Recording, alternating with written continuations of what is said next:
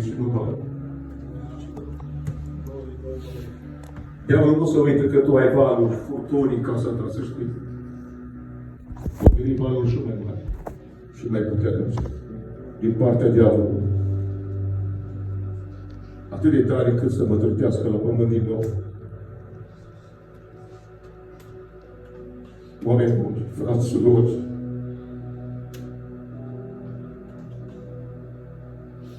ești ochii de diavol. Diavolul nu are treabă cu cei din lume. Diavolul are treabă cu tine care vii în casa lui Dumnezeu. Vii să asculți cuvântul Lui. Vii că îți place rugăciunea. Vii să stai de vorbă cu Dumnezeu. Vii să te rogi pentru nepoții tăi.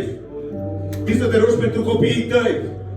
Că diavolul știe că rugăciunea ta are valoare înaintea lui Dumnezeu. Și că în momentul când te-ai rugat și ai spus, Doamne, pentru copiii mei, pentru nepoții mei, pentru soția mea, în momentul ăla, Dumnezeu pune protecție peste familia ta. Aleluia! Și diavolul nu mai are acces în viața ta și în casa ta. Poate că diavolul pregătește pentru tine o cursă. Și când tu vii în casa lui Dumnezeu, când tu vii aici și spui, Doamne, ai milă de copilul meu, ai milă de soția mea, ai milă de nepoții mei, în momentul ăla, Dumnezeu pune o protecție peste copii și familie. De asta nu vrea diavolul să faci tu rugăciuni. De asta de multe ori, diavolul acolo unde este putere de spină. De asta diavolul nu mai vrea să fie cercuri de rugăciune.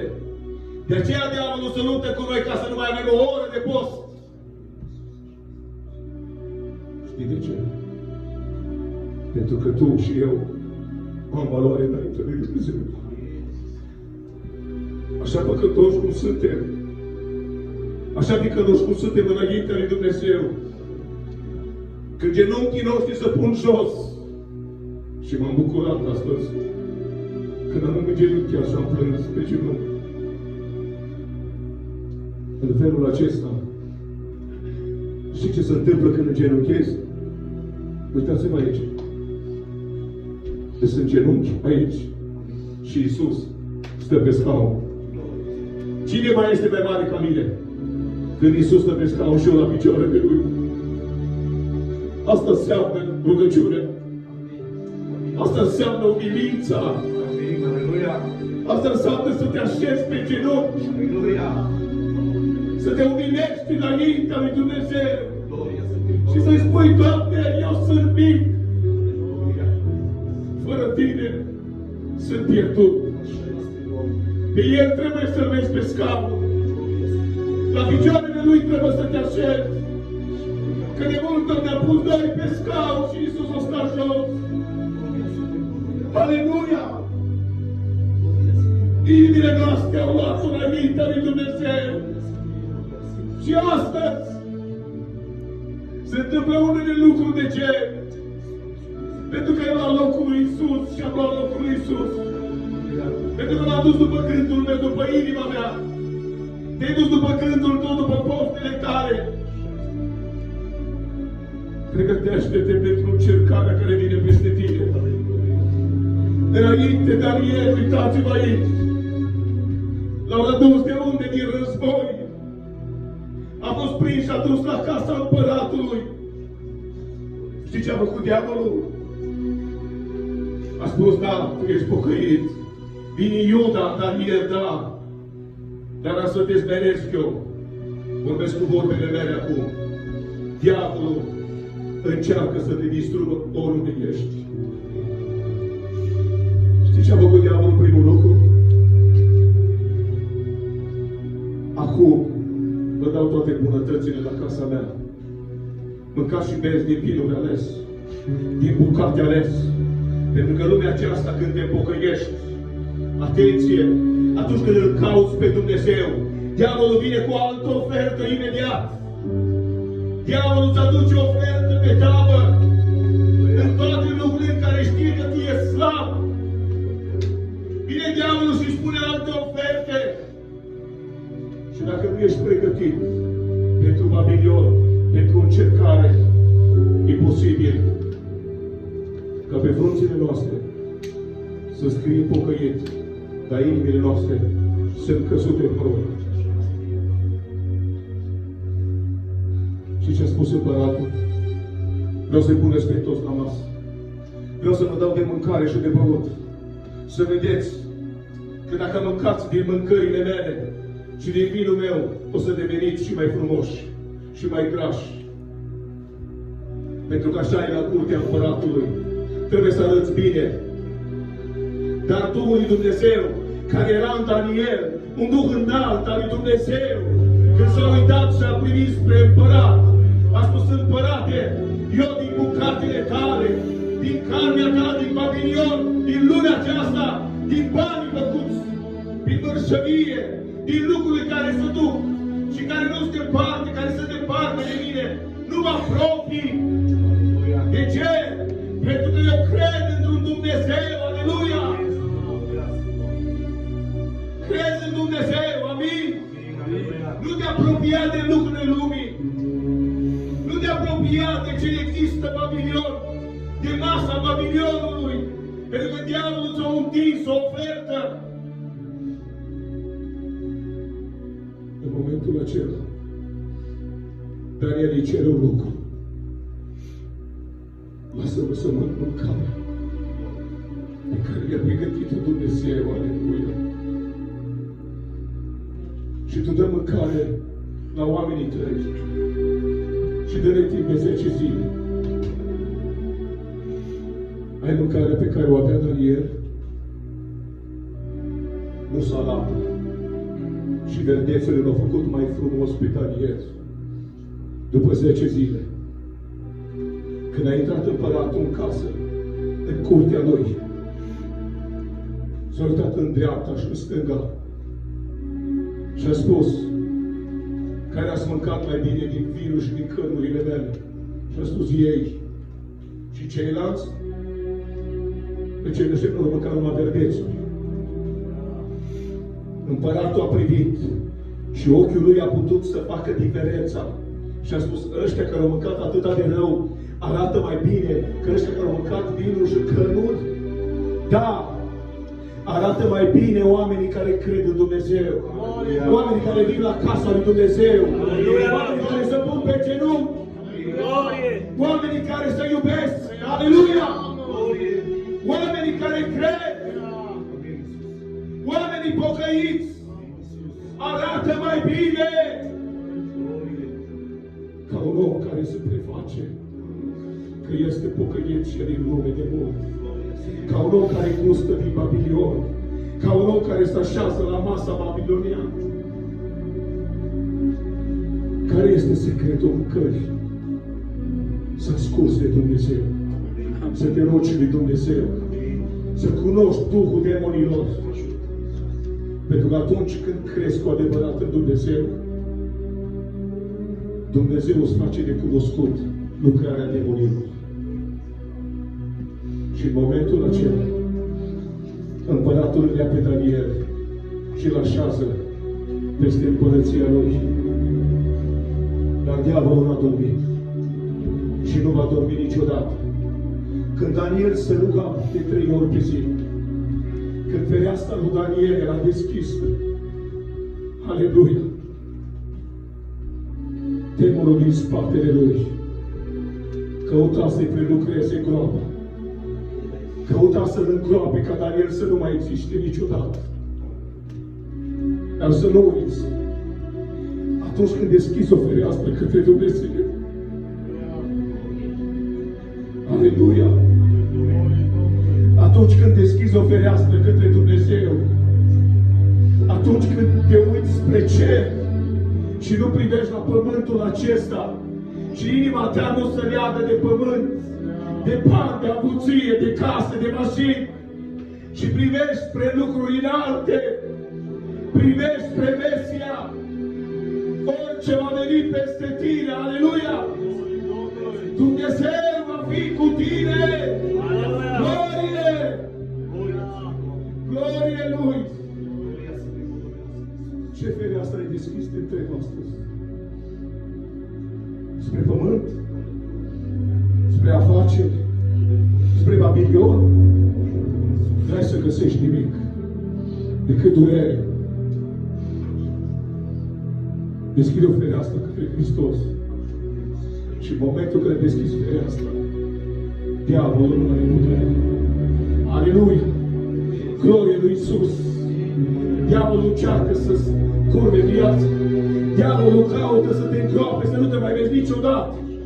Dar Dumnezeu care are mâna puternică și care are ultimul cuvânt, în momentul când ți-e greu, El te scoate din groapa cu lei. Aleluia! Asta trebuie să faci.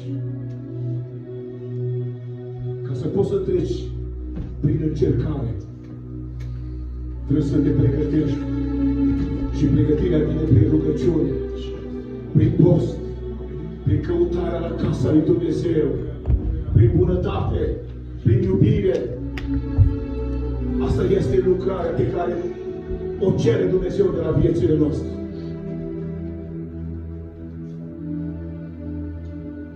Diavolul a încercat să-l ucidă din nou. S-au dus la împărat. Câteva familii din împărăția lui, al Babilonului, și-au spus: vreau să declar, vreau să semnez. Pentru că n-aveau cu ce să-l prindă pe Daniel. Și-au spus: este singura lucrare pe care putem să-l prindem. Pentru că în Daniel nu era greșeală. Că atunci când te rogi, atunci când postești, nu mai greșești, ci ești aproape de Dumnezeu. Și cuvântul care se predică îți intră la inimă. Cântarea care se cântă îți place. Asta este lucrarea lui Dumnezeu. Dar dacă nu avem postul, rugăciunea, asta ne desparte de Dumnezeu. Venim la biserică. Nu mai îmi place cum cântă Stan, sau X sau Y. Nu mai îmi place cum predică X sau Y. Frații mei,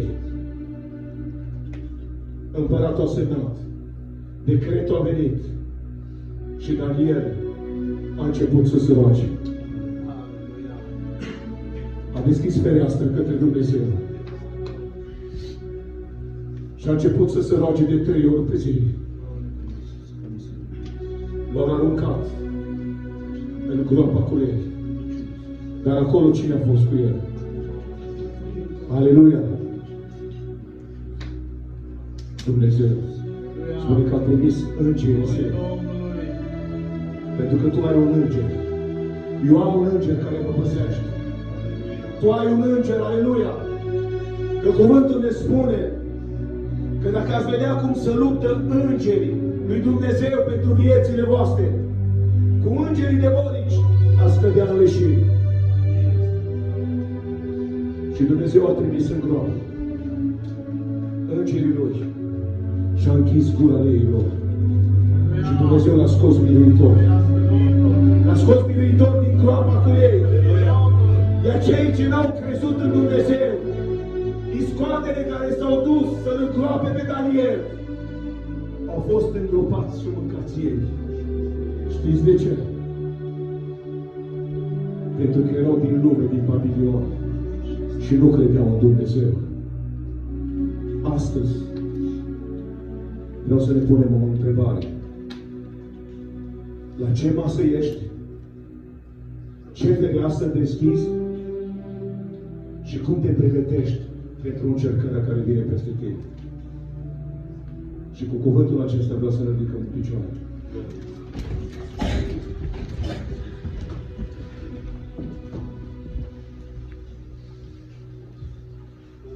Dacă am deschis o fereastră către Babilon, mă rog lui Dumnezeu în această seară să o închidă și să deschidem o fereastră către Dumnezeu. Amin.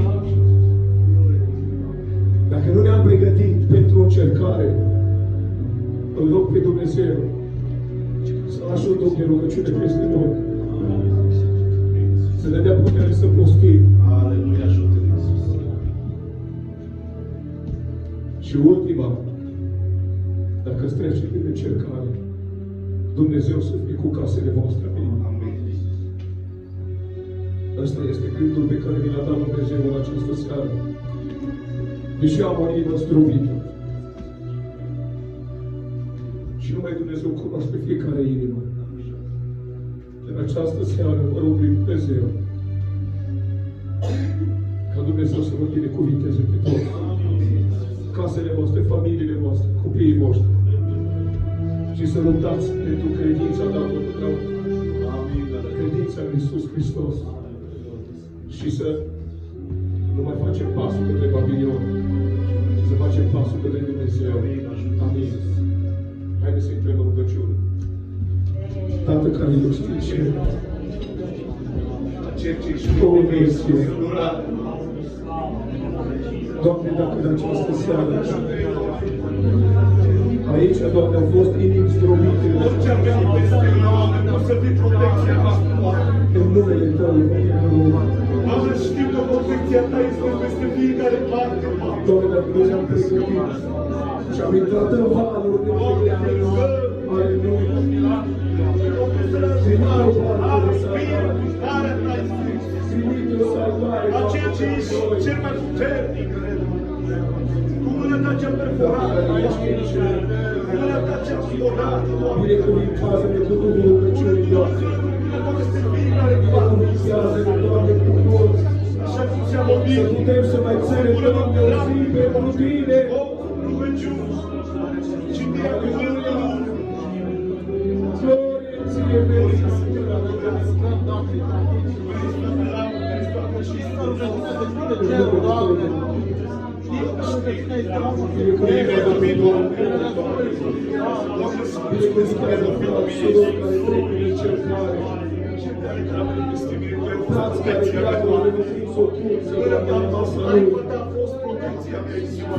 în această seară, unește viețile noastre, aleluia, viețile noastre, Doamne, Tu ești cel mai puternic. păzește-ne Tu de ești tot acela care ne-ai creat cu mâna Ta nouă. păzește-ne de Tu mâna ești de acela om, Dumnezeu pe care ne-ai transformat. păzește-ne din diavol, aleluia, O, Iisus, în numele Tău, depărtează Iisus, orice duh obraznic. Depărtează binecuvintează orice duh, adunarea Ta, Dumnezeu, Doamne, care este binecuvintează împotriva. locul acesta, Iisus, Că noi și nu avem lasă de luptat, prezența Ta aici, Doamne, suntem așa orice tare. te rog te cere, Nu avem de Doamne, luptat. lasă prezența și cuvântul Tău, Dar te rog să în dai numele Tău, Dumnezeu și și mulțumim, și te binecuvântăm, la Părinte, tine, Iisus. în numele Lui Iisus. Mântează frații Iisus. Avem în prezența Domnului.